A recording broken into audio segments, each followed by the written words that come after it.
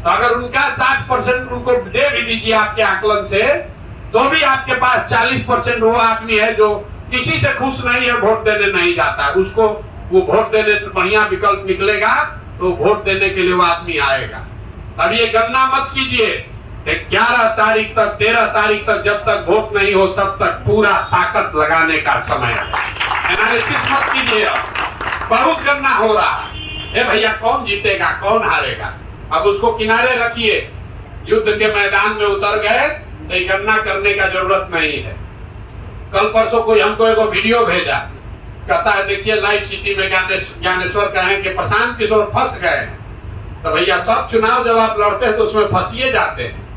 लोगों ने हमको कहा बंगाल में फंस गए, हम ना निकल पाएंगे। ऐसा बीजेपी को उलाटे कि आज तक अभी सह नहीं मिल रहा है कि कहां जा रही है।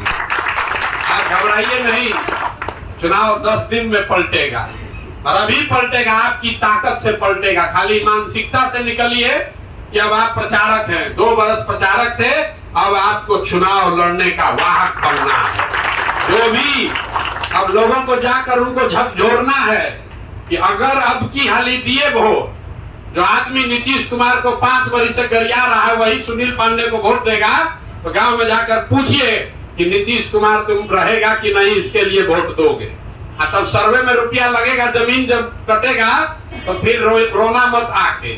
अभी जब जमीन में सर्वे हो रहा था ना, हम लोग हल्ला मचाए तो रुका, तो कह रहा है भाई भाई में झगड़ा लग रहा है, कुल जमीन चला जाएगा। कि जाकर अब लोगों को झकझोरने क्या बात है, जनसुराज आएगा तो क्या कर देगा, कुछ नहीं करेगा। तुम अगर सही आदमी नहीं चुनोगे तो इसी नरक में जीना पड़ेगा, जाकर लोगों को बताने की जरूरत है। और कोई हारने से डरने की जरूरत नहीं है। हम लोग अपनी ओर से ईमानदार प्रयास करने में कोई कोशिश कसर नहीं छोड़ेंगे।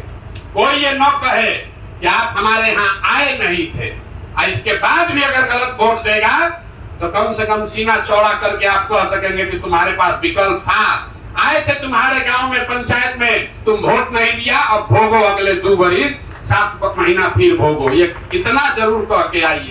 डिफेंसिव होकर मत लड़िए, कुछ डिफेंसिव होकर लड़ने का जरूरत नहीं है। हम लोग का कोई परीक्षा नहीं है, हम लोग का परीक्षा नहीं है।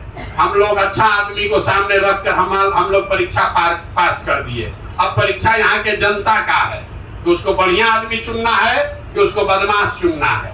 हम लोग का काम है राजनीतिक कार्यकर्ता के तौर पर जाकर घर घर ये बताना कि हमने जो आपसे वादा किया था वो पहला कड़ी हमने पूरा किया है, अच्छा आदमी को लड़ा रहे हैं। यहाँ कंफ्यूजन चल रहा है।